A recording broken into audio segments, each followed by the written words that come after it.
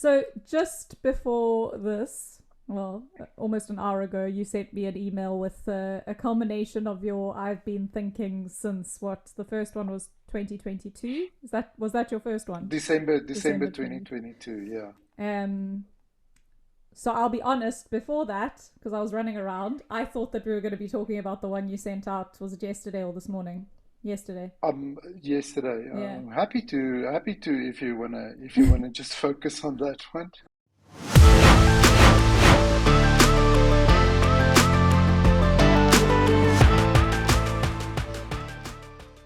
Well, I just don't even know where to go because this is a long list of Okay. your thoughts. Okay. No, um, that's fine. and I had picked out a couple. Yes. Well, one thing I wanted to interrogate from number one is what do you mean by saying that you're a pessimistic optimist? Okay, so basically, let me read it out first, and then I'll. So it's a quote by Kevin Kelly: "Over the long term, the future is decided by optimists." Um, and you say, this is a good quote and piece of life advice. It's also true. I categorize myself as a realistic optimist. You can also say I'm a pessimistic optimist. It's not a contradiction. Bottom line, I'm an optimist. So I'm curious Yeah. about because I get the realistic optimist, but I'm curious about the pessimistic optimist. So I just see if you kind of follow and read a whole bunch of the thoughts that I have, it may come across as I'm negative or I'm a pessimist because there's obviously always something that I kind of have a negative opinion of or highlight.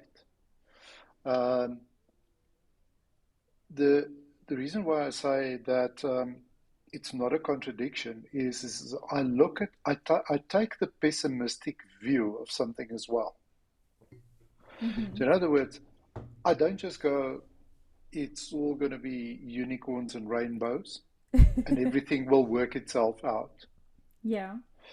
I try to look at what are the things that can go wrong and where do I see things go wrong on a very, I don't know, broad, high level. And then there is at some point, there is the separation of the things that are in my control versus the things that are out of my control. And then I actually form an optimistic view around that. And that's where most of my energy go. But I can't get there without looking at the pessimistic side or the things that can go wrong. Is it a bit like considering kind of what's the worst case scenario, what's the best case scenario, and then what do we do to achieve best case? Yeah, What, like, absolutely. how can we Yeah, that's a contribute to? Yeah. correct. That's a good description of it. Yeah, I don't think that that's pessimistic, being able to objectively consider what might happen if things go wrong, if everything. Well, I think if you go a little bit further, there is one where I think most people will perceive as a very pessimistic view. Um, the one where I say, but there is no hope for the first world, for most of the first world. That's about the IQs. Um, No? no, that's about is nationalism a Ah, precursor to there it is. socialism? Okay, is nationalism a precursor to socialism?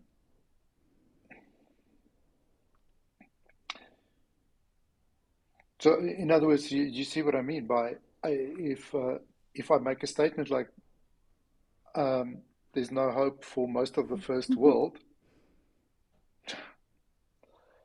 um, Do you but think we for should all slightly move to different reasons. Argentina? I think, well, not yet, not yet. That's why I say So that that there's means there is hope. hope. There is hope. Look, there's always hope, Yeah, but hope is not a strategy. yeah, We know that very well. Um, I just think that the trends um, and what we see is going to play out yeah. to a point where brand new structures are going to have to be. Did you see that there was I'm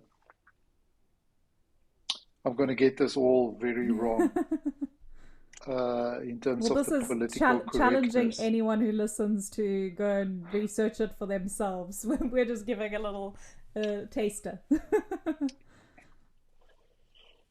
Did you see that there was a so I'm just going to say it in terms of and I apologize if I offend anybody by not knowing exactly what to call these people, but there was a Muslim priest doing a thing yesterday in Buckingham Palace.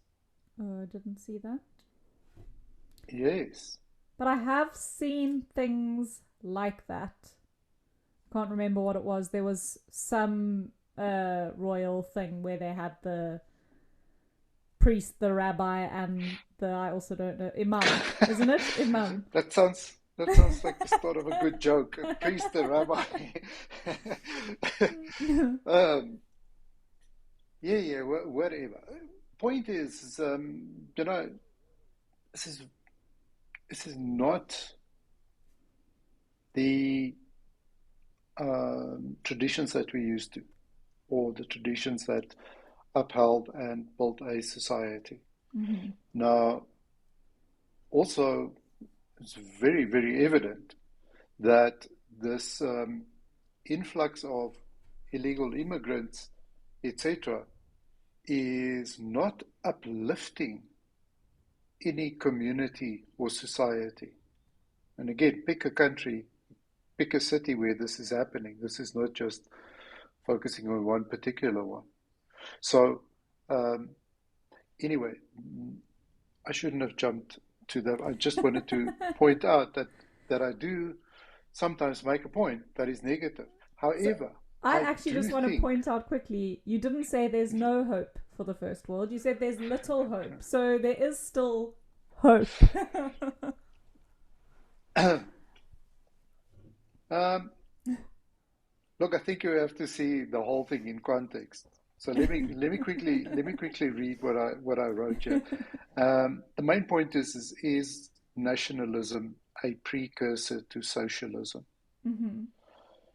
And I say that this is something I've been thinking about for a while now, and the answer is sometimes, not always. I think if you obviously go and look through history and so on, and you look what scholars have to say about that, I mean, that's how I got to the conclusion of sometimes, not always. Mm-hmm. But there's the definite pattern. Okay. Um, And then I make the point here that I think we're in a dangerous place in history where the rise in nationalism will lead to more socialism in the near future. And then I point out that the two beacons of hope for me is El Salvador and Argentina. Why is that? Um, El Salvador has really made a big turnaround in terms of crime and violence, economic prosperity, etc. Now, yes, they are the first country to really adopt Bitcoin and kind of get onto that as a serious currency. Mm-hmm. But that is just one of the initiatives. That's not the only thing. And Argentina, Javier Milei, who became the president of Argentina, is a um, uh, libertarian um, who believes that government should be involved in as little as possible. Mm-hmm. He's already cut a lot of expenses, etc., and starting this work to get Argentina's inflation under control, etc., etc. Is he the But one it's who a also flies economy and goes and greets the people and no, no. There's a is that there's a him? there's another dude. I think he was in Chile or one of the other South American countries. I actually drove a Volkswagen Beetle. Mm-hmm. Is that the guy that you think? Yeah, yeah, yeah. Didn't take a salary and things like Yeah. that. No, no, Was there to no, no. serve the This is people. yeah. But anyway, so it's good to see that people with some real sense and some real um, commitment actually getting into positions of power. Yeah. Um, so that's why I call those two countries a beacon of hope. Don't really see many others around the world, but then I'm not a geopolitical specialist. Mm. I'm not taking away from the fact that I do think that the the East, particularly China and India, will have a much larger impact on the world's economy and influence, along with some of the Middle Eastern countries. I mean, it's just a fact. You look at demographics, number of people, Mm-hmm. etc., etc., etc. So anyway, so I'm not discounting that, but those are typically not countries which, well, India claimed to be the world's largest democracy. I think just like most other democracies, it's a little bit of a farce. Yeah. Okay. Um, anyway, Do, this might take us off on a whole tangent, but I was just thinking because of that thought. You say, is nationalism a precursor to socialism? Then very clearly, uh, you have your thoughts about socialism being bad. And I think we've spoken about it quite a lot on this podcast. But there are a lot of people who think socialism is a good method for yes. governing people. And do you have any thoughts on what is a good method? Is it democracy but done right, or is it something else? Is like what is the Yeah, definitely democracy done right, would I think be the preferred. Mm-hmm. But I think we most democracies go wrong is people in government assume responsibility for things where they have no business assuming Mm-hmm. responsibility. Mm-hmm. Okay. So now government, despite all the claims, contributed one single job other than government job. In other words, they have not, stimulus packages and I don't know, whatever they call these things, Yeah. subsidies, etc., etc. These are not really long-term sustainable solutions to build an economy. Now, the old saying of how do you know a politician is lying? His lips are He's moving. talking. Yes. Yeah. So anyway, so there is just way, way, way too much involvement and interference Mm-hmm. into the capitalist system. You know, like Ayn Rand described it, Yeah. laissez-faire capitalism. Yeah. That is the only way. Okay. So I think the one of the points that I also made yesterday, I said greed and envy part two.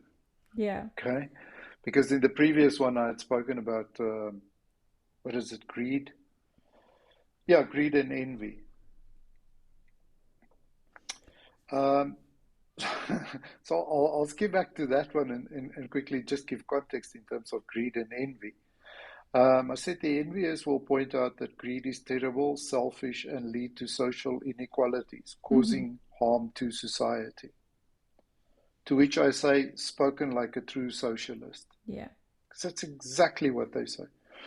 Also, the behavior attributed to greed by the envious describe every school ground bully, most politicians, and other career criminals. Mm-hmm. And then I give the equation to say that greed equals ambition plus ability plus drive plus independence. So you say you're positioning greed as a positive, not a well, not a Yes, bad thing, as not a bad thing, as yes, a positive. yes, Okay. yes. Yeah. correct. I thought I But I got think that it, when I remembered it from the previous one, but when I read this one, I was trying to remember if it was that. But yes. yeah, yeah, yeah. And then I put the equation for envy equals resentment plus bitterness plus inferiority plus laziness. Mm-hmm. So I then, after I sent that one out, and again, for context, understand that I deliberately leave these things slightly cryptic to encourage thinking, Yeah. um, and discussion, Healthy debate. because yes, healthy debate um, in the pursuit of truth. Mm-hmm. Uh, so anyway, so afterwards I thought, you know what, I should have actually maybe just added one or two things. So I said greed and envy part two. The greedy understand the size of the pie, or the number of pies for that matter, is not fixed. So in other words, capitalists understand that there is not a finite amount of wealth. Mm-hmm. You can create more. You can create more. Yeah. But the envious focus on what's already been created and how they can get their hands on it. Mm-hmm. I should have said their grubby little paws on it. Just But drive that point home.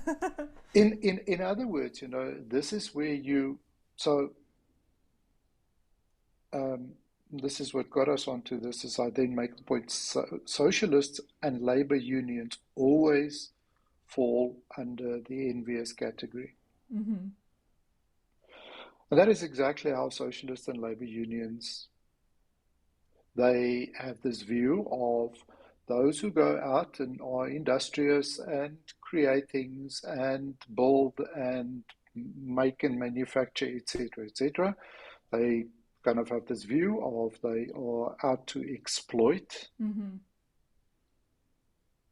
just not true. And they, in turn, want to get a bigger share. None of them want to take any of the risks, um, but they want a bigger share. Mm-hmm. And I do think that all labor unions are socialists. I could be wrong. But anyway, that is the only reason, I think, for the existence of labor unions is, well, if we stand together, we can have a bigger say, and we can demand more of the pie that was already created. Mm-hmm. Not how can we make this pie bigger? Yeah. How can we go? Anyway, so yes, I'm not a fan of socialism. Mm-hmm. Socialism is communism poorly disguised.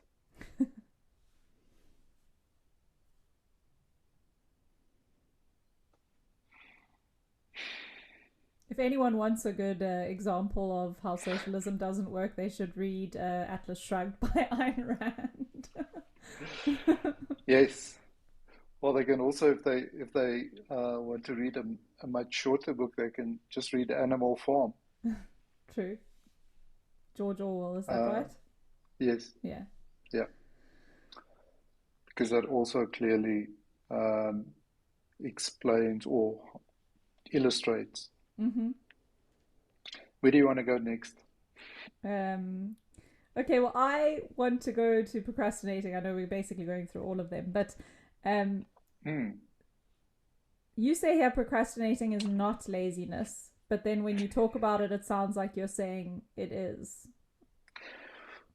Well, so the point that, yeah, the kind of heading I put there is procrastinating is not laziness. But then I do point out that this is not my own thought.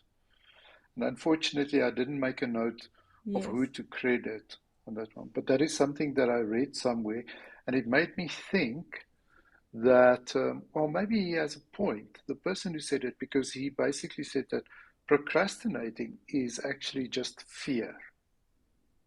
And I thought, maybe he's got a point. Why haven't I gone, I don't know, rock climbing? Jesus, maybe I'm afraid I'm going to fall. Or, so you kind of start thinking along those lines. Yeah. Or why haven't I done X, Y, Z, you know? And you think, well, maybe I am a little bit afraid. I'm a little Mm-hmm. bit afraid. I don't know enough, etc., etc. So that's why I said initially I thought it made sense. But the more I think about it, the more I don't believe it to be true in all cases, and certainly not an excuse for procrastinating. Because I just kind of came to my senses in terms of, well, you know what, there's a couple of things on my to do list Mm-hmm. that um, I just don't get to tick off because they are not the most pleasant Mm-hmm. tasks. Um, you know, and it's always nice to say, well, that's not so important, and I have other more Yeah. challenging things to do. But you know what? If I kind of honest with myself, it's just because it's not something that I enjoy to do. Mm-hmm.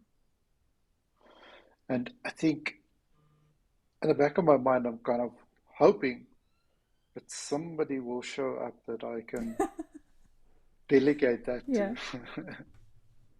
Anyway, so that's just my thinking about. That's who's the important urgent matrix? What's that called? Because it's that whole Yes, important, not correct. important, not urgent. What is that Yeah, called yeah, again? yeah. It was. I don't know. Wasn't it some American politician or president or? I can't remember. But I actually saw it not too long ago. yeah, so In I the one of my last week. colleagues still uses it to filter their emails. And I used to Okay. at a previous company, I used to filter my emails with a label using one of those four segments. Okay. And then the ones that are red, important, urgent, that's first on your to do list. The ones that are important and not urgent, you can put them a Hmm. little bit later. And then the not important, not urgent, delete them. You're not doing them. And the other one, you delegate. One of them, you delegate to someone else. Good. Yeah. As many as possible, I think you delegate. But yeah, I think it is it's So, a clever system, but I quite like that idea when we're talking about procrastination is to actually label things and figure out, am I procrastinating this because I don't want to do it, because it's not actually important, because there's probably a reason that you're procrastinating something, and figuring out what that yeah. is might help you to not procrastinate. Yeah, I thought I could actually get my hand on because there was an infographic Mm-hmm. that talked about, kind of like how we determine our priorities. It's the And Eisenhower matrix. Just the Eisenhower matrix. Yes, that's exactly the one. mm-hmm. Okay. Yeah, it's do So, it, schedule it, delegate it, delete it. Those are mm, the four quadrants. so I'm not 100% sure where you stand on this. Is procrastinating laziness or is it fear? So I think I know this is a cop out, but I think it's contextual because I can think of a recent example where there was something work related that I kept procrastinating. And that was because I was so worried I was not doing it correctly, or it wasn't going to be what my boss was expecting, or I had missed the mark completely. And I kept just putting it off because of all these thoughts in my head. Um, and eventually I'd had few conversations with her, and then eventually I got it done, still feeling like I had done the wrong thing or it wasn't good enough, and presented it to her, and she was really happy with it and said it was great. But it was just that was a fear for me more than it was laziness. But there are definitely times where I procrastinate because I'm just being lazy. Yeah, so you can see why initially I also kind of thought, here's a very good explanation. Now Yeah. I get that quite a lot in terms of the example that you use now. Is I give somebody a task Yeah. and I obviously don't get uh, honest um, encounter like I got from you now in terms of, well, you know what, I realize this is why I procrastinated on that. Mm-hmm. And what I mean, I obviously sometimes give somebody a task full well knowing that this person may not have all the experience, knowledge, etc. Mm-hmm. And I don't necessarily always, depending on the, I don't know, importance of the task or whatever, have a one-on-one meeting and say, this is the task, and I understand you don't have all the information, etc. Sometimes it's via an email or via some other tool, and I expect that person to say, okay, I need a little bit of guidance. Mm-hmm. Um, the deadline that you've proposed is unrealistic. The magnitude of whatever you understand what I'm saying? I'm Mm. expecting people to come to me with the areas in which they are unsure about Mm-hmm. or that they feel that they can't deliver in, rather than me spoon feeding Yeah. a person. Yeah. Because I also feel like that doesn't give enough room for growth. Creativity as well. Yeah, And correct, for people to come up correct. with something that might be better than what you were thinking about, Yes, or yeah. yes. That is so true, because most of the time um, you would give somebody a a task and you get exactly what you asked for. Mm-hmm. Whereas I would really appreciate those ones coming back and say, you know what, there's a better way to do this. Yeah. Or there's a better way to accomplish what we want to accomplish. Or there's a quicker way, uh, less expensive way, whatever the Mm-hmm. case may be. Um, it could even be, listen, if we spend another week and we spend a little bit more, we can actually get the following benefits, Yeah. which in the longer run. Um, yeah, so that kind of interaction, I Yeah. would love to have tons more I think you should jot down some of the things you just said for your next I've been thinking. of. It's I've got more than enough for the next two or three already. I'm so curious if your employees specifically, because I'm not an employee, but I enjoy reading your I've been thinkings. I'm curious if they take advantage of it because it's such good insight into what you care about. And I think as an employee, it's really good to know what your superior or your boss thinks about things and where you can relate. And I don't know, I would love to be able to see something like that from some of the people I report to. Is like, where do you stand on certain issues and what do you think about this? And um, maybe I should do my own I've been thinking that I send to my bosses and then ask them to comment on Yes, it. But I just wonder if yes. your employees take advantage of it or if they just see it come in and they go, oh, another one of these, put it in the I'll read it later file. Like, So I don't get as much sharing of their thoughts mm-hmm. or questioning, some of the background in terms of my thoughts, how I arrive at a Mm-hmm. certain point or so. Uh, I don't get as much as I would have liked. Yeah. However, if I do not send one out because this is not going out on a very specific schedule, Yeah. it could be two in 2 weeks, Mm-hmm. or it could be one in 2 months. Mm-hmm. Okay. And whenever there's too long a period, I will get asked about Okay. why is that, where is it? Are you still writing these? Why haven't we heard anything? So that at least gives me an indication of people are interested in that they do read it. Yeah. Um, but the the part about starting the conversation, I would love to get a lot more of that. Yeah. Anyway, I don't know how we got there. Maybe we'll be talking about procrastination because I was thinking about it in a Yes, work context. So correct. I am just curious. Yeah, I'm curious if employees are taking these things to heart. um, I hope so. I really do. shall we do one or two more? Yeah, one. Let's do one more. Oh, okay. Can we talk about learning is Yes, I change? was actually wanting to go there too, so that's good. Um, So, I think it follows on so from procrastination as well. So, because yeah, anyway. yeah. So the heading is learning is change. And then I say everyone says they like to learn. Few like to change. Learning without changing is like knowing which bus to take, but just sitting at the bus stop. Change is the final step in the learning process. Don't skip it. Um, and, that is something I had to, every now and then, I have to remind myself of that.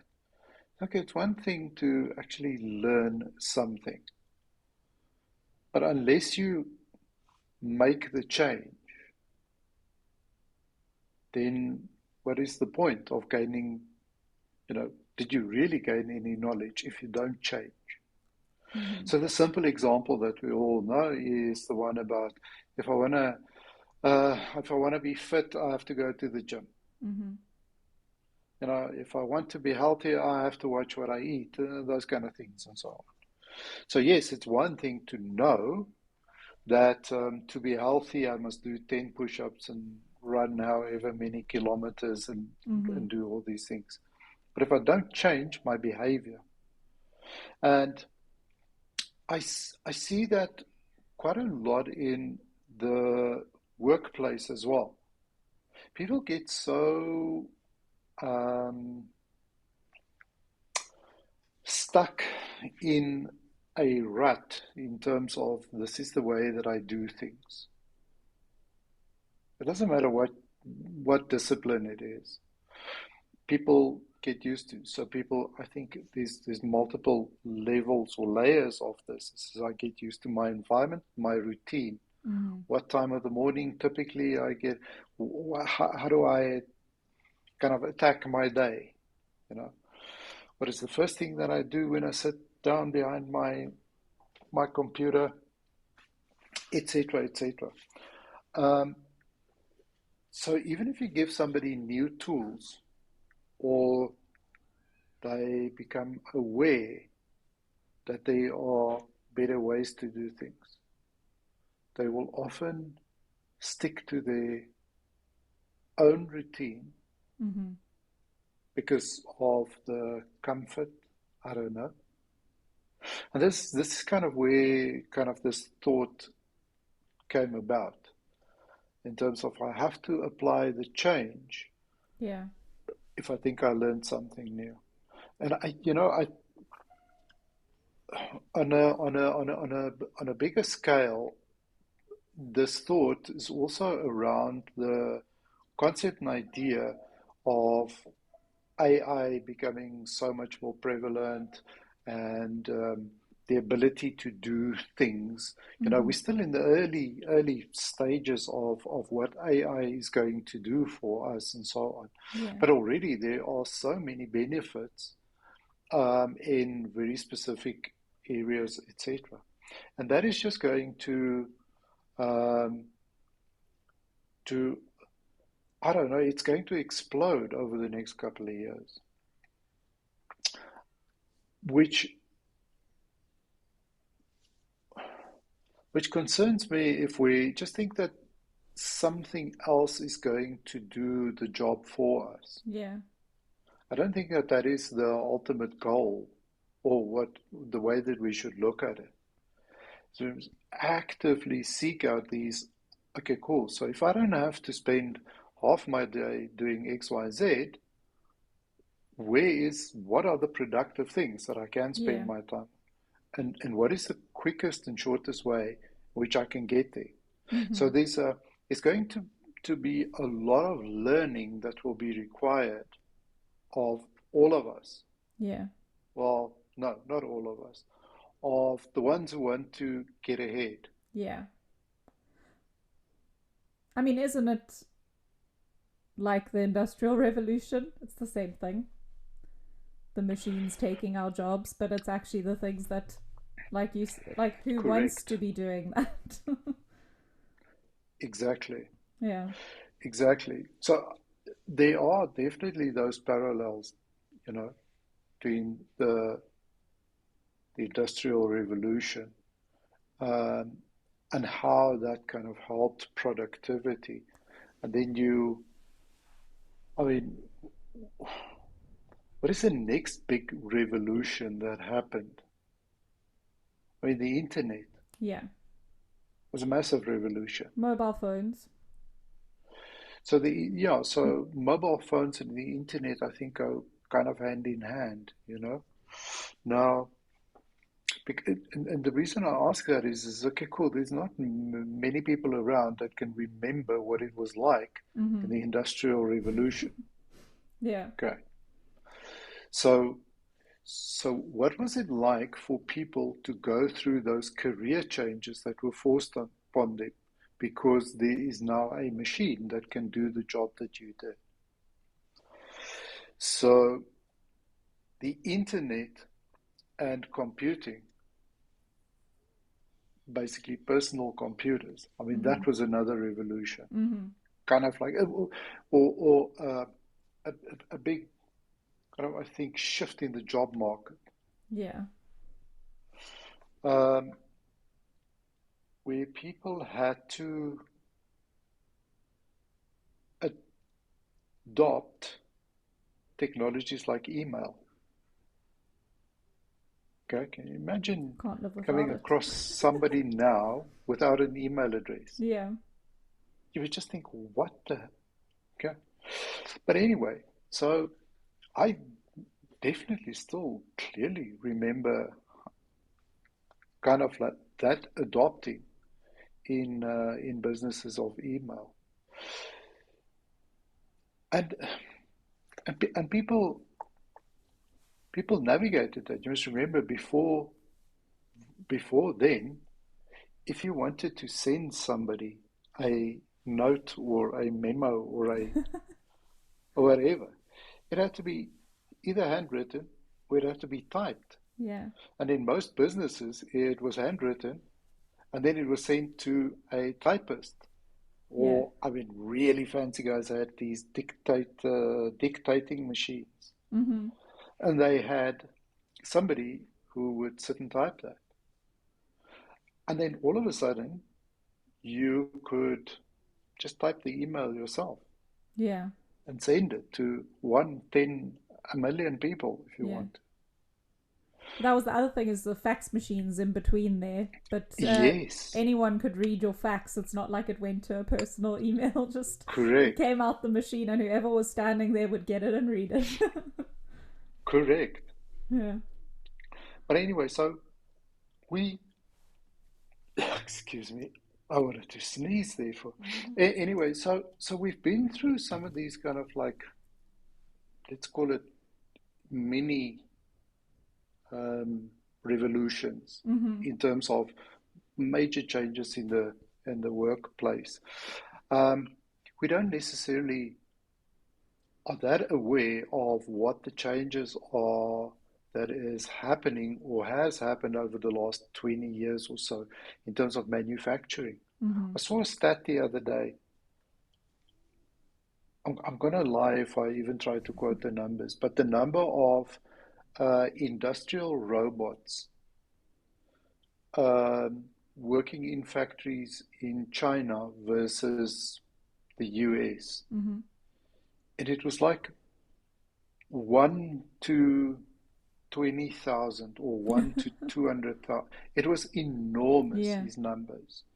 Because to me, logically, over the last however many years, so much of manufacturing has been um, farmed out to China. Mm-hmm. And I think it was in the context of somebody just trying to explain what would be the effort required to catch up with China when it comes to things like manufacturing and so on. Mm-hmm. So anyway, so these are type of things that we don't really pay attention to. I think in the US, Amazon is obviously the largest employer Mm-hmm. of robots, uh, but they don't make stuff. They just Buy from pack China. stuff in Oh, you boxes. mean the robots don't make stuff? I thought you were saying Amazon don't Yeah, yeah, make yeah. the things. No. No, no, no, Yeah. no. The robots don't make Yeah. stuff. So anyway, so back to the point about learning and change.